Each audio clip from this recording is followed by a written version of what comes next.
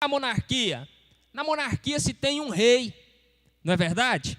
Se tem um rei, tem também súditos. Na monarquia é onde se tem príncipes, é onde se tem rainha, princesas, tem ouro, tem riquezas, palácios. Quando nós pensamos no rei, parece que nós já vinculamos a imagem do rei a tudo isso que nós falamos aqui. A um palácio, à rainha, às princesas, ao glamour. Nós vinculamos, a nossa mente parece que já imagina isso quando nós falamos de rei ou de reino. Agora, o mais lindo disso tudo é que a Bíblia diz que nós pertencemos a um reino. Isso não é bonito? Nós pertencemos a um reino. E é um reino que domina sobre todas as coisas, e nós vamos entender isso. Cada um de nós aqui temos um papel importante neste reino. Então, nós poderíamos perguntar, será que é verdade que nós pertencemos a um reino? Qual é a nossa posição neste reino? Qual é o meu papel neste reino? O que eu devo fazer neste reino? Mas o que é que define o reino? Quais são as características, quais são os elementos que nós precisamos enxergar para que nós possamos definir, não, de fato é um reino? Quais são os pontos importantes que nós podemos enxergar para nós podermos dizer que é um reino? Então vejamos a seguir o que faz parte de um reino. A definição de reino, se você for procurar no dicionário, vai estar lá, Estado governado por um rei. Entenderam? O reino é um estado governado por um rei. Então, para ser reino, precisa ter rei. E vamos lá, para o tópico 1. Para ser reino, tem que ter um rei. Abra sua Bíblia aí no Salmo 103, verso de número 19. Salmo 103, verso de número 19. Pode passar aí para frente. O tópico 1. Para ser reino tem que ter um rei. Salmo 103, verso 19. Olha lá o que nos diz. O Senhor tem estabelecido o seu trono nos céus, e o seu reino domina sobre tudo. Aleluia, já achamos, encontramos um rei. Então nós pertencemos a um reino que tem um rei que domina sobre tudo. O domínio do reino a que nós pertencemos, ele não é parcial. O nosso rei, ele domina sobre todas as coisas. Ele conhece todo o universo, ele conhece todas as estrelas, ele conhece a galáxia. A Bíblia fala que tudo isso cabe na palma da sua mão. Olha o tamanho do rei a que nós servimos. E eu abro um parêntese aqui para falar de duas coisas importantes no aspecto do domínio de Deus sobre todas as coisas. Um assunto que às vezes é até polêmico. Poderíamos perguntar, como é que Deus domina sobre tudo, se o homem tem poder para decidir o que ele quer? Como é que funciona isso? Como é que Deus domina sobre todas as coisas, se eu posso escolher para onde eu vou? Aleluia, os irmãos estão entendendo? Como é que Deus domina sobre tudo? Como é que Deus domina a minha vida, se eu tenho poder para decidir o que é que eu vou fazer? Se eu vou fazer o que é certo ou o que é errado. Mas é simples, a nossa vida ela é como uma empresa. Deus ele nos deu a oportunidade, ele nos deu a permissão para que nós pudéssemos gerir esta empresa, administrar esta empresa, que é a nossa própria vida. Ele nos permite isso. Por isso eu posso sair por aquela porta, entrar para dentro da igreja, eu posso pegar o meu carro, viajar, voltar. Ele me dá essa permissão.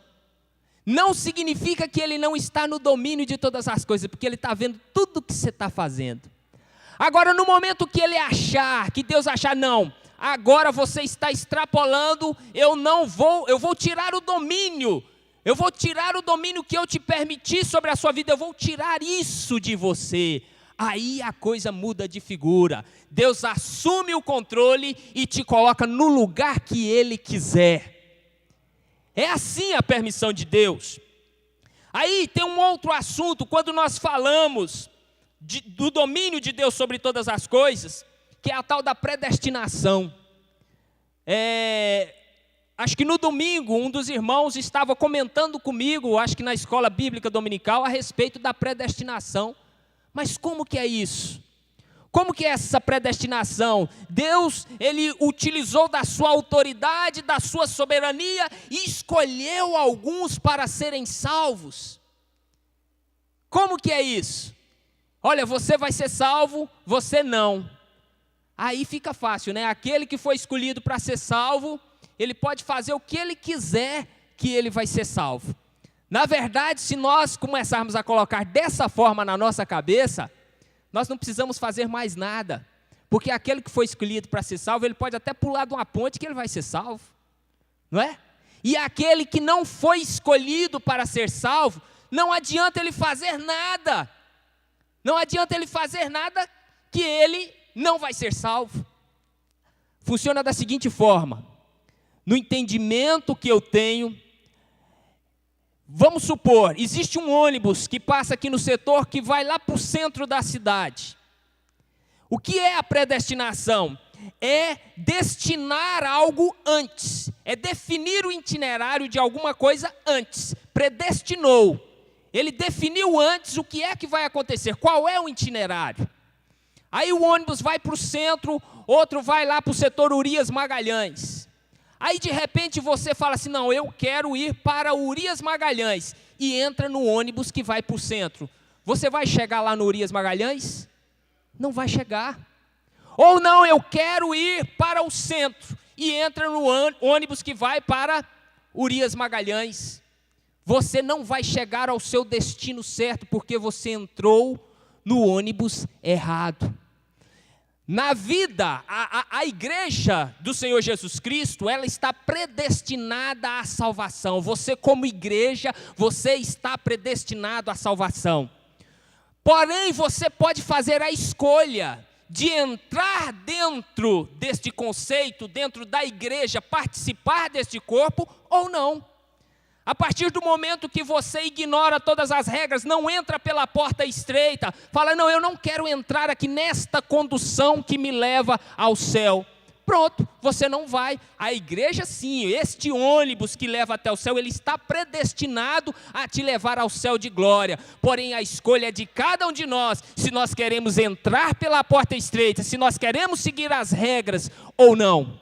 Esse é o nosso direito de escolha. Então, Deus nos predestinou como igreja para sermos salvos. E nós precisamos estar dentro desta condução que nos conduz ao céu de glória. Aleluia! E o condutor é Jesus Cristo. Ele morreu na cruz do Calvário para que nós pudéssemos ter este direito, o direito da salvação. Os irmãos estão entendendo? Aleluia! Louvado seja o nosso Deus. Segundo, para ser reino, tem que ter príncipe. Se não tiver príncipe, não caracteriza que é um reino. O reino, ele tem rei e tem que ter príncipe. Olha lá, Isaías capítulo 9, verso 6. Porque um menino nos nasceu, um filho se nos deu, e o principado está sobre os seus ombros, e o seu nome será Maravilhoso, Conselheiro, Deus Forte, Pai da Eternidade e Príncipe da Paz. Oh, aleluia, louvado seja o nosso Deus. Temos aí a figura de um príncipe neste reino. Aleluia, Jesus Cristo, o príncipe deste reino. Então, para ser reino tem que ter o príncipe. E Jesus Cristo é este príncipe. 3, para ser reino tem que ter povo, tem que ter súditos, tem que ter uma nação, tem que ter ali um povo reunido. Aleluia. E olha lá o que é que nos diz. 1 Pedro, capítulo 2, verso 9. Mas vós, olha, está falando de cada um de nós aqui. Mas vós sois a geração eleita, o sacerdócio real, a nação santa, o povo adquirido, para que anuncieis as virtudes daquele que vos chamou das trevas para a sua maravilhosa luz. Aleluia. Sabe quem é você? Nação santa, povo adquirido. Ele pagou um alto preço por cada um de nós. Mais uma característica deste reino: povo, nação. Agora, para ser reino, tem que ter um porta-voz. Tem que ter um porta-voz. Vamos lá. Primeiro, porta-voz do rei. Você já assistiu aqueles filme de época, onde tem um rei? Quando o rei vai chegando assim, um se levanta lá na frente e começa a gritar: atenção, o rei está chegando, ele está aproximando, ele vai passar por esta rua. É o porta-voz. Ele vai gritando ali, o mensageiro. Ele vai gritando e anunciando aquilo que está acontecendo, que o rei está aproximando. Ou muitas das vezes precisa avisar alguma coisa, um decreto para o povo. O porta-voz sai e leva a notícia para o povo. Então, para ser reino tem que ter um porta-voz. João capítulo 16, verso de número 13, diz assim: mas quando vier aquele Espírito da verdade, ele vos guiará em toda a verdade, porque não falará de si mesmo, mas dirá tudo o que tiver ouvido e vos anunciará o que há de vir. Porta-voz do rei. E tem também o porta-voz do povo. Romanos capítulo 8, verso 23, 26. E da mesma maneira, também o Espírito ajuda as nossas fraquezas, porque não sabemos o que havemos de pedir como convém, mas o Espírito intercede por nós com gemidos inexprimíveis. Irmãos, isso aqui é tremendo, é tremendo. O Espírito Santo intercede por nós com gemidos inexprimíveis. Enquanto você está diante das suas lutas, seja ela luta financeira, seja ela uma dificuldade no seu lar, seja ela uma dificuldade no seu trabalho, seja ela uma enfermidade na sua família, lá na sua casa, enquanto você talvez está naquela agonia do sofrimento, o Espírito Santo de Deus está clamando por sua vida com gemidos inexprimíveis. Gemidos inexprimíveis. O interessante é que, se você for analisar bem, o presidente da República, ele não conhece 1% das pessoas da sua nação, pessoalmente falando. 1%. 1% dá muita gente.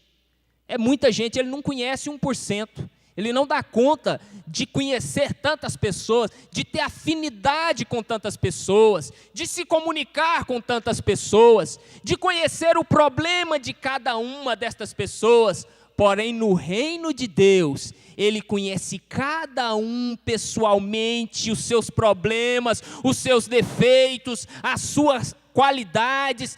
Existe uma diferença no reino de Deus, porque o reino de Deus você é tratado com maestria, você é importante para o reino de Deus. É assim. Talvez para o presidente ou para a presidenta, você não tenha nenhuma importância, nenhum valor, ele nem sabe quem é você, nem sabe que dia que você nasceu, não sabe qual é o dia do seu aniversário. Agora o seu rei, ele sabe até quantos cabelos você tem na cabeça. Até quantos cabelos você tem na cabeça o seu rei sabe. Você é súdito de um reino eterno, de um reino que não vai ter fim, de um rei que cuida dos detalhes da sua vida. Quantos podem glorificar a este Deus? Aleluia! Para ser reino, os 5, tem que ter leis. Tem que ter leis, precisa ter princípios. Não existe reino sem leis, sem regras, sem princípios de conduta. Não existe. No nosso país, na nossa democracia, existe um livro que se chama Constituição Federal. Não é? Quantos aqui conhecem a Constituição? Aí, alguns conhecem. O que tem na Constituição? Alguém pode me falar aí, o que é que tem na Constituição, em rápidas palavras?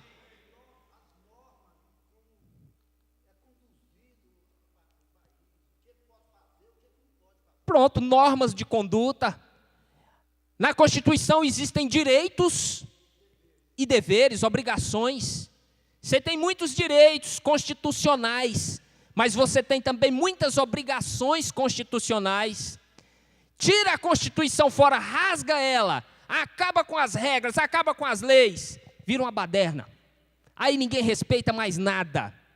Se não existir uma lei para dizer que você tem que conduzir o seu carro pela direita, você tem que conduzir o seu carro pela direita. Se você conduzir o seu carro pela esquerda, você vai estar na contramão. Se não existir uma lei como essa para direcionar as pessoas, para mostrar o caminho certo, vira uma bagunça. Toda hora tem gente batendo o carro e morre um aqui, morre outro lá. As leis existem para isso, para dar organização a um grupo de pessoas, a uma nação, a um povo. Existem leis para isso. Então, sem leis vira anarquia, bagunça. Fica aquele ditado popular, casa sem dono, né? Casa sem dono. Então, precisa ter leis. As leis existem para dar rumo à sociedade. Que o pastor está falando aqui, casa da mãe Joana, é um ditado popular, né? Não se direcionando a ninguém, mas é um ditado que existe aí. Agora, sabe qual é a constituição do reino de Deus? Sabe qual é? A Bíblia Sagrada. Esta é a constituição do reino de Deus. Então, se você quer saber se você está acertando, leia a Bíblia. Se você quer saber se você está errando, leia a Bíblia. Se você não quer infringir nenhuma lei do reino de Deus, entenda a Bíblia. Comece a ler, comece a meditar, comece a aprofundar no conhecimento da palavra. A palavra de Deus diz que nós erramos por não conhecer as Escrituras e nem o poder de Deus. Erramos, pecamos, falhamos por falta de conhecimento. O homem perece por falta de conhecimento, o homem sofre por falta de conhecimento. Então a constituição do reino de Deus é a Bíblia Sagrada. E nós, como bons súditos, nós temos que estar inteirados daquilo que a palavra de Deus nos ensina. A palavra de Deus, ela nos ensina muitas coisas. Eu costumo dizer que não existe nenhum assunto que a Bíblia não fale alguma coisa sobre ele. Tudo quanto é assunto que você pensar na sua mente, você vai encontrar alguma base bíblica para ele. Você vai encontrar resposta. Para as coisas mais absurdas que você estiver passando, vai de encontro à Bíblia e você vai ter a resposta. O Espírito Santo esclarece tudo aquilo que nós precisamos, mas nós precisamos abrir o livro. Nós precisamos nos interessar por este livro. Esse livro de conduta que vai nos ajudar a chegar no céu de glória. Louvado seja o nosso Deus. Então, a Bíblia Sagrada é esse livro de conduta. Agora, em rápidas palavras, eu vou citar aqui apenas 2 leis do reino de Deus. 2 leis que são extremamente importantes e que a gente vê estas leis em funcionamento na nossa vida. no dia a dia. Lei do reino de Deus. O que você planta, você colhe. É uma lei no reino de Deus. Aquilo que você planta, você colhe. É a lei da semeadura. É aqui na lei da semeadura que quando você, num ato de fé, muitas vezes apertado, mas coloca a mão no bolso, recebe o salário, coloca a mão no bolso e fala assim: eu vou entregar o meu dízimo, vou devolver aquilo que não é meu. Num ato de fé, muitas vezes você está apertado, está sufocado, e você vai lá e dizima. Você está plantando. E a Bíblia fala que você pode fazer prova do seu rei, do seu Senhor. No momento que você coloca a mão no bolso, vai lá e entrega o dízimo, Deus começa a te abençoar. Deus começa a te abençoar. As coisas começam a mudar na sua vida, a vida financeira. Deus não deixa faltar nada. Muitas vezes nós temos o erro de querer esbanjar. É uma falha humana. Muitas vezes nós queremos ganhar muito porque nós queremos gastar muito.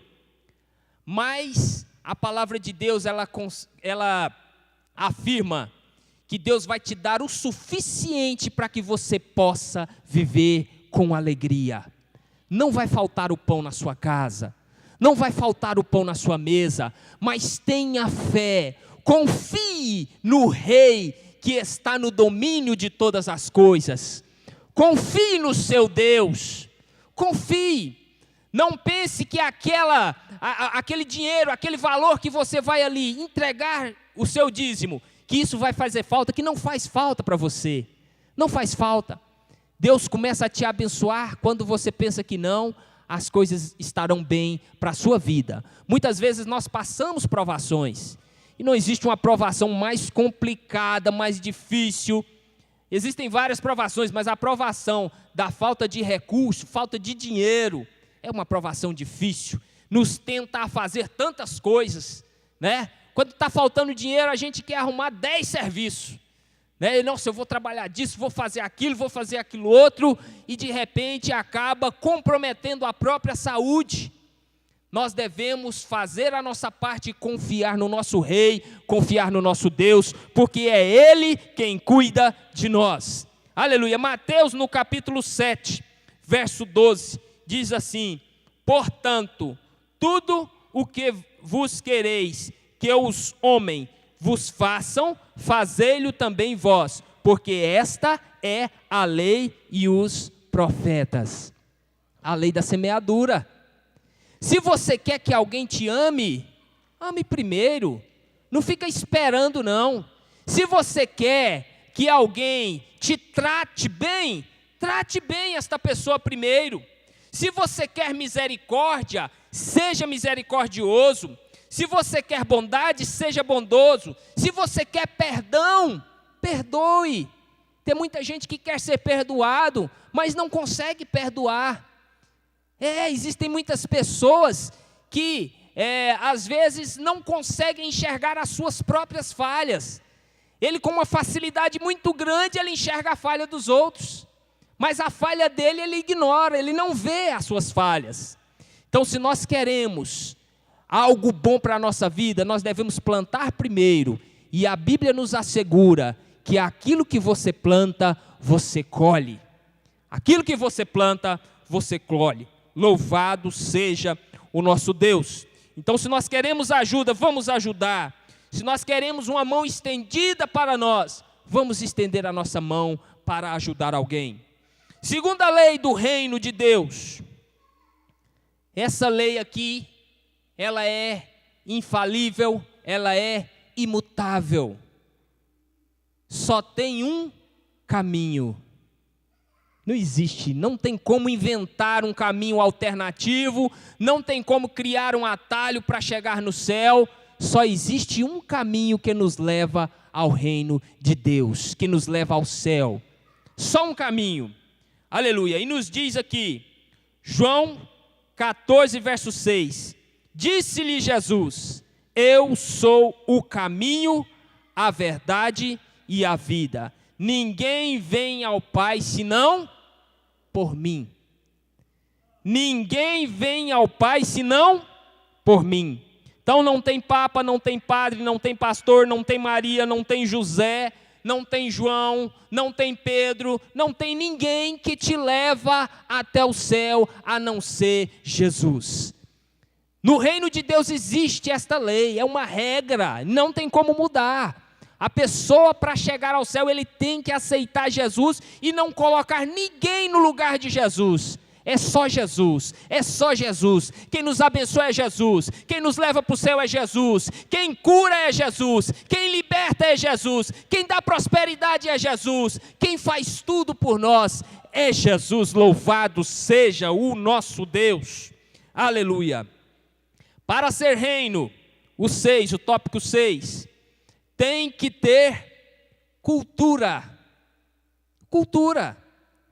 O mundo, ele é dividido em vários países, e existem aí no meio destes países alguns reinos que são dominados aí, ainda tem a figura do rei, da rainha, e todos eles, é engraçado quando começam a comparar a cultura de um país com outro, é tudo diferente, a cultura é outra.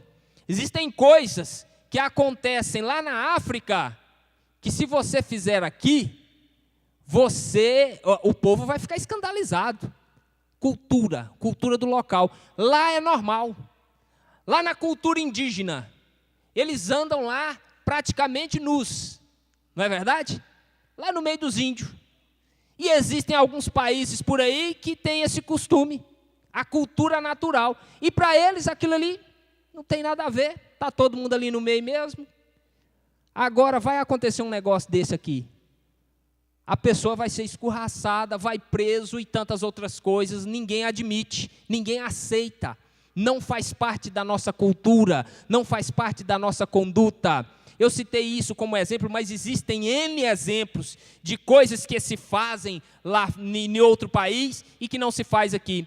Esses dias eu estava conversando com uma pessoa que estava nos Estados Unidos, e ele estava falando o seguinte: olha, para você ir visitar o seu pai, você tem que ligar antes, né? E pedir permissão para ir visitá-lo. E ele marca o horário. Pode vir na minha casa. Você vai vir 7 horas e vai ficar das 7 às 9. Fechou? Beleza. Diz que é uma cultura natural deles lá. Aí o filho, todas as vezes que quer visitar o pai, tem que ligar antes, né? Rapaz, eu vou ligar para o meu pai para falar que eu vou na casa dele. Eu chego fazendo festa, bato no portão, olha, coloca mais água no feijão aí, que eu vim aqui para almoçar junto, eu vim para jantar junto, e ali a gente já começa a se alegrar. Entra para cá, meu filho, e pronto. E é assim na maioria das nossas famílias, é assim. Eu não preciso de cerimônia para ir na casa do meu irmão. Às vezes eu chego na casa do meu irmão está quase de saída.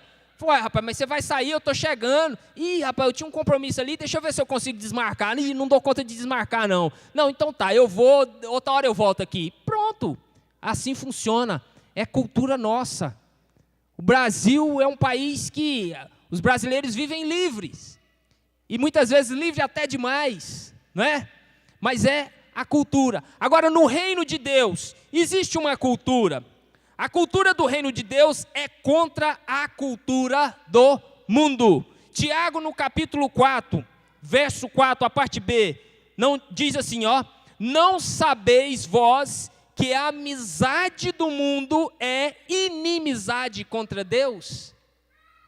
A amizade com o mundo é inimizade contra o nosso rei. Portanto, qualquer que quiser ser amigo do mundo, irmãos, isso aqui é grave e é pesado. Qualquer que quiser ser amigo do mundo, constitui-se inimigo de Deus. Só a misericórdia de Deus mesmo, só a graça de Deus sobre a nossa vida. Muitas vezes, em muitos atos nossos, nós nos tornamos amigos do mundo. Nos nossos comportamentos, na nossa forma de dar resposta às coisas que estão acontecendo, nós nos tornamos amigos, acoitamos o mundo ali debaixo do braço, E quando fazemos isso, nós nos tornamos inimigos de Deus. É o que a palavra de Deus está falando. Na cultura do mundo, o que importa são os meus interesses, certo? Os meus interesses, o que eu vou ganhar, o que eu tenho, isso é na cultura do mundo. Agora, na cultura do reino de Deus, diz assim, ninguém busque proveito próprio, antes cada um o que é de outrem. 1 Coríntios, capítulo 10, verso 24. Na cultura do reino de Deus, eu não fico muito preocupado se eu vou ganhar, que o benefício tem que ser meu, só meu, eu sou egoísta. Não, isso não cabe na cultura do reino de Deus. Isso é a cultura do mundo.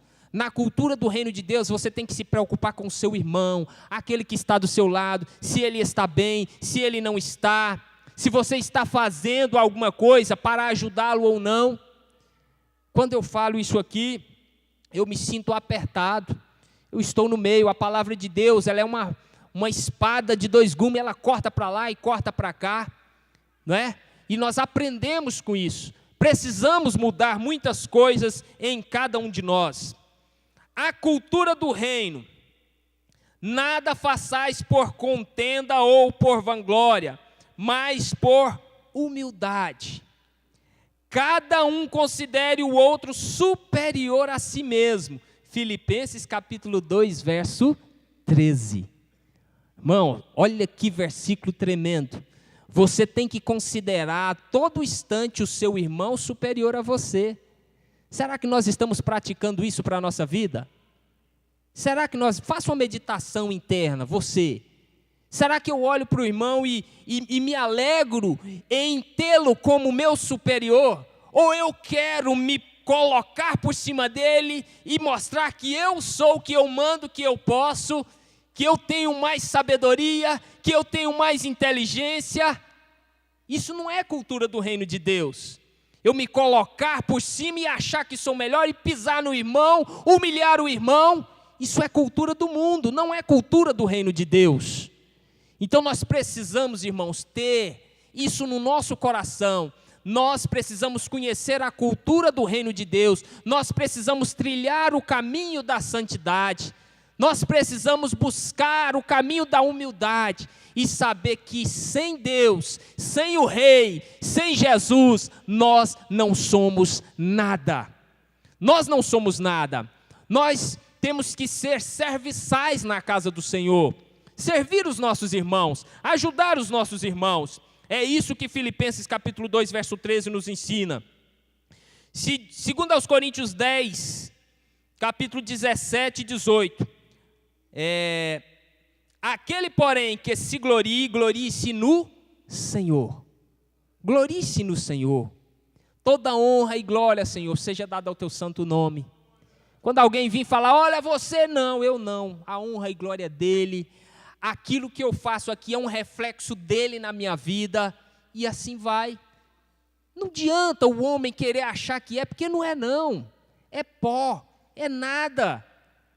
Um dia a vida vai findar, vai ser enterrado no chão, debaixo da terra, os bichos vão comer. Tem gente que parece que esquece isso. Esse é o destino do ser humano, esse é o destino. Não adianta querer ser melhor do que A, B e C, não. Nós somos pequenos, somos nada. A melhor coisa que nós fazemos aqui é servir, é ser útil enquanto estamos podendo ser útil.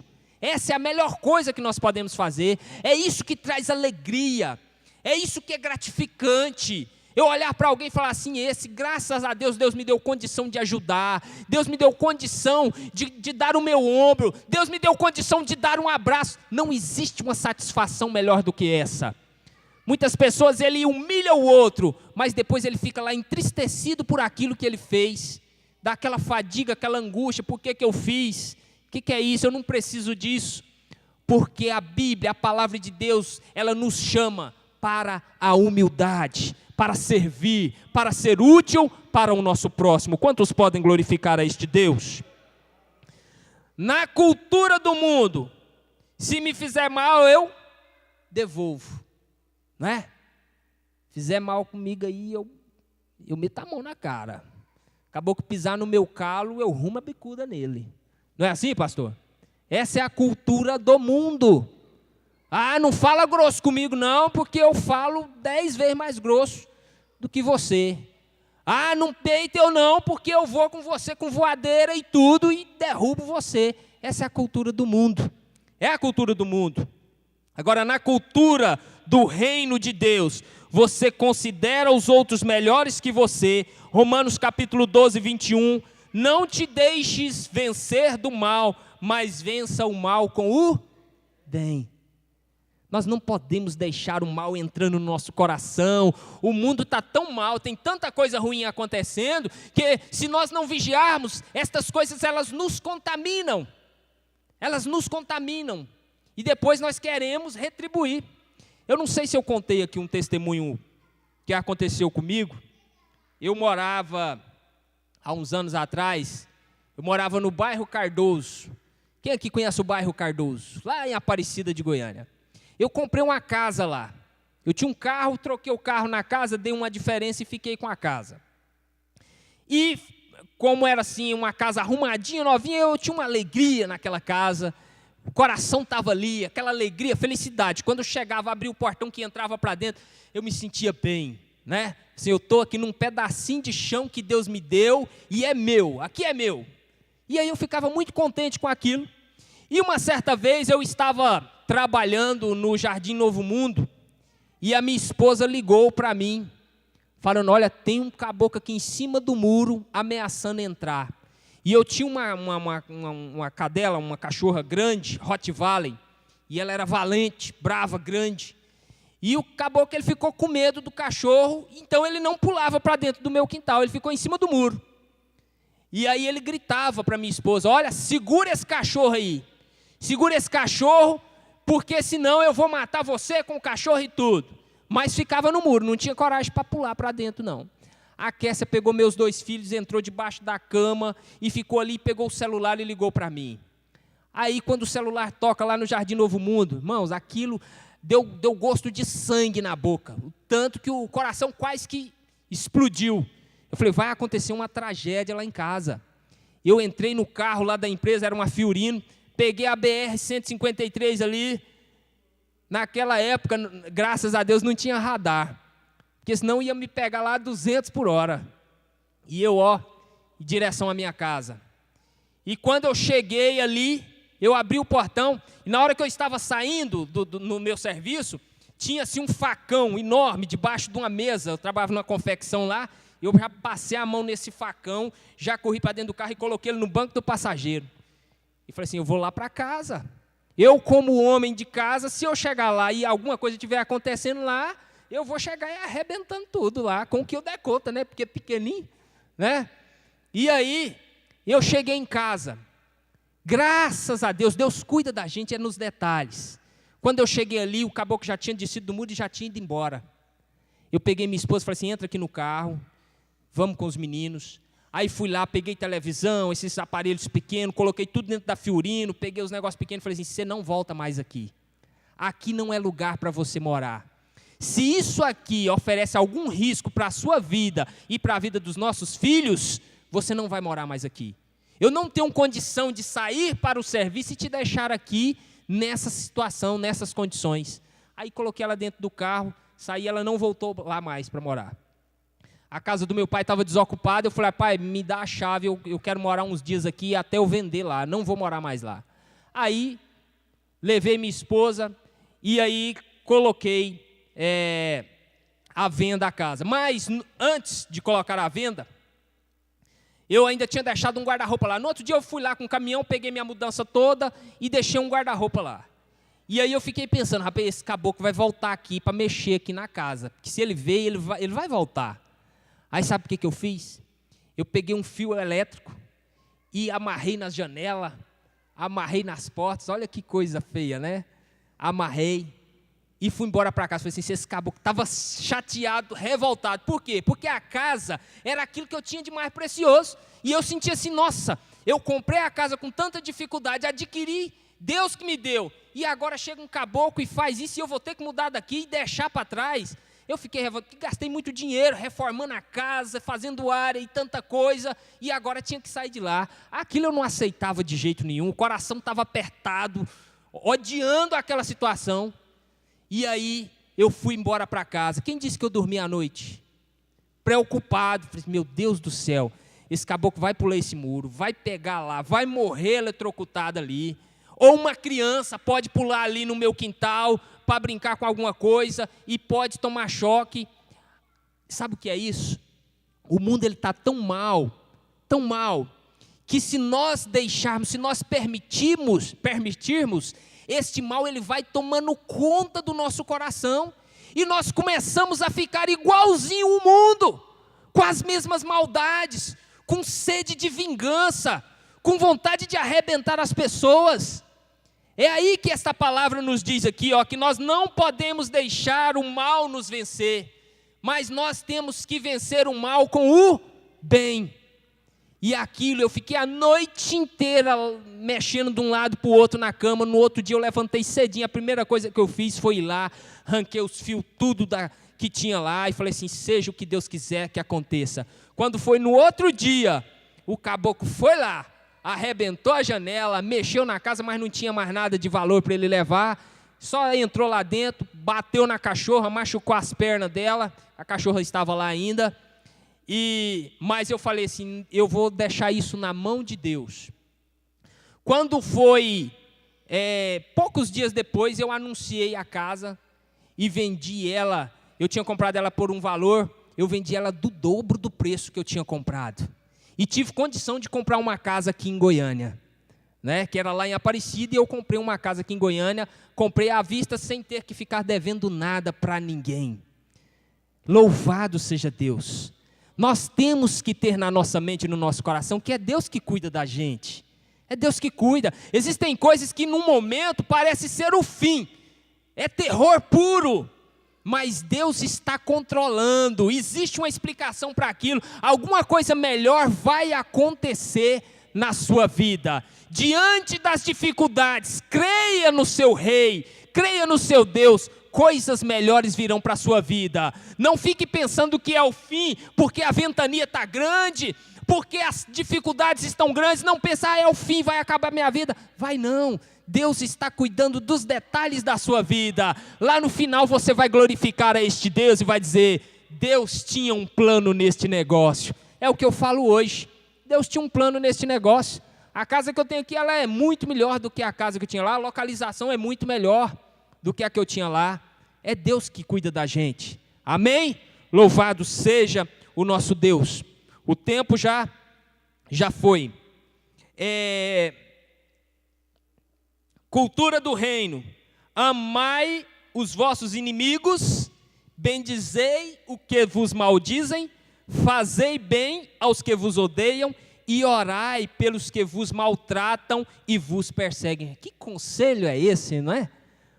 Totalmente contra aquilo que o mundo fala. Meu Deus do céu, olha a dificuldade de praticar aqui, ó. Amai os vossos inimigos. Rapaz, quem dá conta de amar o inimigo? Fala para mim aí. Aquele que é a pedra no seu sapato, seu inimigo ali. E você simplesmente, eu te amo, meu inimigo. Vem cá, deixa eu te dar um abraço. É seu aniversário hoje? Eu comprei um presente para você. Acabou que está com a cara fechada para você e você está entregando um presente para ele. Você dá conta de fazer isso? É o conselho bíblico. Amai os vossos inimigos. E olha aqui o que mais tem aqui, é tremendo isso. Bendizei os que vos maldizem. Isso aqui para a nossa época agora é prática diária. Bendizer aquele... Tem gente aí, esse negócio de WhatsApp, Facebook, um caboclo joga uma indireta para o outro e fica naquele negócio e o outro de lá já entende que aquilo ali foi para ele. A carapuça cai certinho na cabeça dele, e aí ele já vai lá e escreve alguma coisa para rebater aquilo que o outro falou, e vira aquela confusão e tal, sendo que o conselho aqui é para você bem dizer. Acabou que falou mal de você, você fala bem dele, não é? Isso tem que ser prática do cristão, de quem pertence a este reino, de quem é súdito deste reino.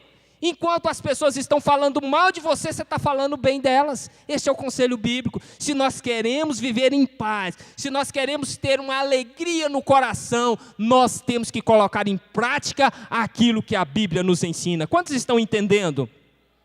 Fazei bem aos que vos odeiam, e orai pelos que vos maltratam e vos perseguem. Acabou que está te maltratando e você está orando para ele. Senhor, dá vitória para ele.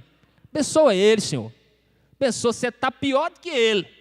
Mas você está orando por ele, para que Deus possa abençoá-lo mais, para que Deus possa prosperá-lo mais. Essa é a cultura do reino de Deus.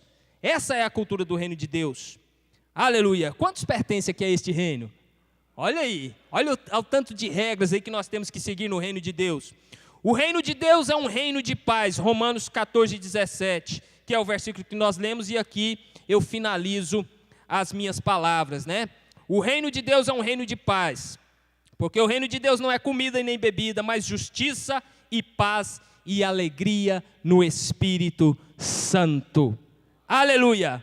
Os reinos do mundo fazem guerra em nome da paz. No reino a que nós servimos tem que ter paz. Paz entre a família, paz na igreja, paz entre o povo de Deus, paz no serviço, paz em tudo quanto é lugar que você for. Você tem que ser um condutor da paz.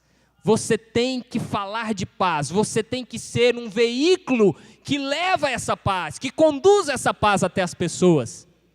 Você já viu que existem pessoas que, quando é colocado no meio de um ambiente, é esperar pouco tempo, a confusão está armada. Ele está ali no meio, pode esperar, rapidinho alguma coisa ruim vai acontecer, porque aquele caboclo está ali no meio. Você já viu que existem pessoas assim? Que têm essa habilidade de chegar em um meio e fazer confusão, fazer bagunça. O nosso papel tem que ser diferente. O clima não está bom, está assim aquele clima tenso, negro, e quando você chega, a sua presença já inspira paz, a sua conversa já inspira paz. Esse tem que ser o papel de cada um de nós. Conclusão, nós fazemos parte de um verdadeiro reino, o reino celestial. Louvado seja o nosso Deus.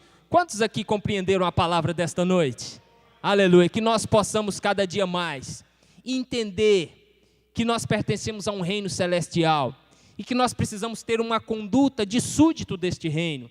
Nós temos que ter uma conduta exemplar na sociedade, temos que ter uma conduta exemplar dentro da nossa casa, em qualquer lugar que nós formos. Que Deus possa abençoar a cada um dos irmãos em nome de Jesus. Amém.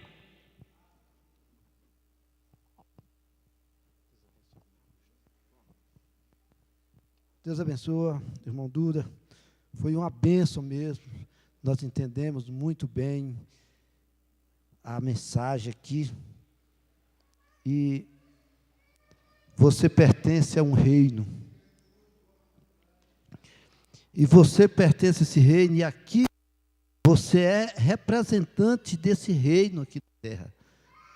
O reino de Deus, o reino dos céus, você é representante desse reino aqui.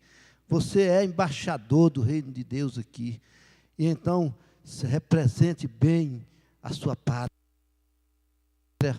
celestial, sua pátria, aonde um dia você vai estar morando para sempre, tá? Nós somos, sim, embaixadores do reino de Deus aqui na terra. Eu quero convidar o irmão Joel para estar adorando a Deus aqui com o hino. E enquanto ele adora a Deus, nós vamos ofertar. Se você trouxe oferta, faça ela agora com muita oferta. Eu costumo dizer que a gente faz com alegria. Pode, se você reservou lá um tanto para trazer, para ofertar, faça com alegria, voluntariamente. Mas deixa Deus também tocar no seu coração, não seja resistente à voz de Deus.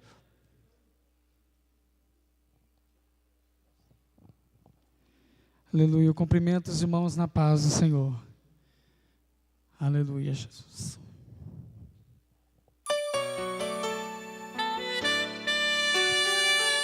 Oh, aleluia, Jesus.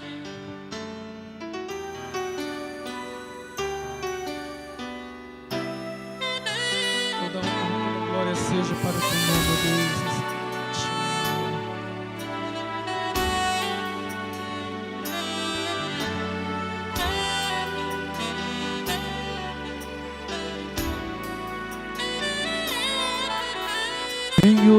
estou aqui para te adorar, teu nome exaltar e te engrandecer.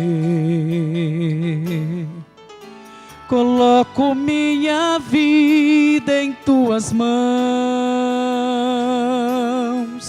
ó Senhor, muda o meu coração.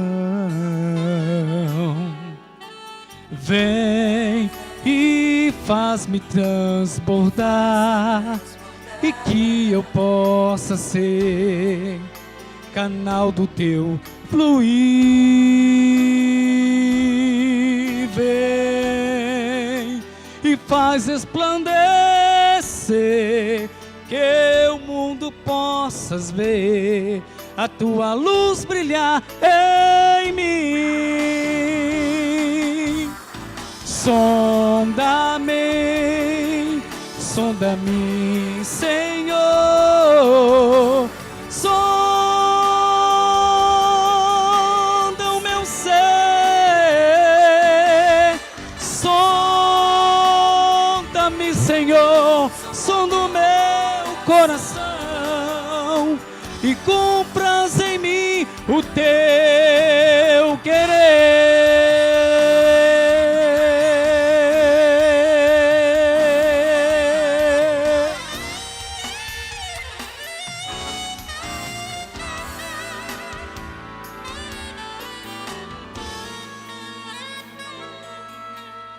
Vem e faz-me transbordar, e que eu possa ser canal do teu fluir. Vem e faz resplandecer, que o mundo possas ver a tua luz brilhar em mim. Sonda-me, sonda-me, Senhor. Sonda o meu ser, sonda-me, Senhor. Sonda o meu coração e cumpras em mim o teu querer. Sonda-me, sonda-me, Senhor. Sonda o meu ser. Sonda-me, Senhor. Sonda o meu coração e cumpras em mim o teu querer.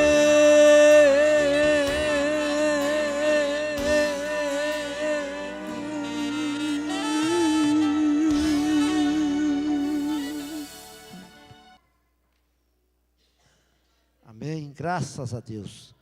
Nós vamos estar terminando o nosso culto agora. Que bom que você veio, hein? Que bom que nós estivemos aqui. Nós ganhamos aqui nessa noite. Tivemos a oportunidade de aprender a palavra. Tivemos a oportunidade de adorar a Deus, de louvar a Deus, né? Agora para os nossos lares. A irmã Sueli, posso dar um aviso aqui ou a senhora fala? Posso falar, né? Nós temos no sábado, dia 18, aqui na igreja. O que é que nós vamos ter mesmo aqui? Deixa eu ver se vocês estão lembrando. Feira das Delícias. No sábado, irmão, nós vamos ter aqui uma festa. Sábado a partir das 17. A partir das 17 horas, ou seja, das 5 horas da tarde, nós vamos ter aqui vários tipos de alimentação aqui. Vai ser aqui na frente mesmo, né, Marceli? Vai ser aqui nessa calçada. Então você vem para cá. Vem mais cedo, fica até mais tarde. Dá uma passada por aqui. Vem aqui. As irmãs querem contar com vocês aqui. Elas vão ter aqui muitas novidades. E se nós não viermos, elas vão perder aquilo que elas estão fazendo com muito carinho, com muito amor, para estar oferecendo para nós. Então eu vou pedir aqui que os irmãos contribuem. E há várias formas de nós contribuirmos com um trabalho igual a esse que as irmãs estão fazendo. Eu posso contribuir ajudando fisicamente, vindo aqui, estar trabalhando aqui. Eu posso contribuir orando. Eu posso contribuir convidando pessoas, anunciando pessoas para estar aqui no dia. Eu posso contribuir vindo e trazendo as pessoas e chegando aqui contribuir comprando os alimentos. Viu como tem várias formas de nós contribuir? Só que nós vamos contribuir com todas essas formas. Nós vamos orar, nós vamos trazer pessoas e nós vamos comprar os produtos. Não é bom assim, irmão Celino? Aí nós vamos contribuir de uma forma total. E elas vão ficar alegres, vai ficar feliz, vai ser abençoada. E a igreja, o reino de Deus aqui na terra, vai ser abençoado. Porque nós contamos com essas ofertas, com esse trabalho, essa obra. Ela chegou até esse ponto aqui, todos vocês sabem que foi com um trabalho como esse. Foi fazendo canjicada, fazendo galinhada, fazendo pamonhada, fazendo sorvetada, foi fazendo vários tipos de oferta, foi fazendo oferta alçada, foi de várias formas para ela chegar até aqui. E não vai mudar não, ela vai ser concluída, e vai ser concluída com o trabalho da igreja. Nós vamos darmos as mãos, vamos ombrear essa obra, junto com o pastor Sebastião, vai ser colocado os pisos, vai ser feita a pintura, que vai ser feita aqui. Essa pintura, ela é provisória, todos vocês sabem, não é essa a pintura prevista, a original da igreja, e nós vamos estar juntos, e juntos a obra vai ser feita, tá bom? Vamos ficar de pé? Vamos ficar em pé, nós vamos orar agora, irmãos. Nessa oração, eu quero pedir oração pelo Heitor. O Heitor, nós já oramos por ele aqui no domingo, nós vamos estar orando hoje de novo. Ele continua internado, tive contato com o Éder hoje, ele continua internado, e nós vamos estar orando pelo meu Heitor. E ele vai sair do hospital, e não vai demorar, porque Deus já está entrando com providência, e muito em breve, ele vai estar aqui nessa igreja, junto com os pais, e adorando a Deus junto conosco.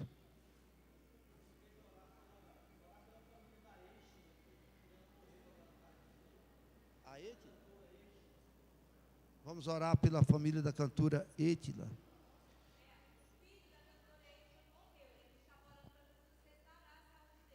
Vamos orar pela família, né? Eles perderam um filho, né? E nós vamos estar orando agora nessa oração, vamos estar orando por ele, por essa família. Nós vamos orar pela irmã Lourdes, né, irmão Sebastião? Ela que ia fazer cirurgia, já fez? Irmão Sebastião, irmã Lourdes ia fazer cirurgia, fez?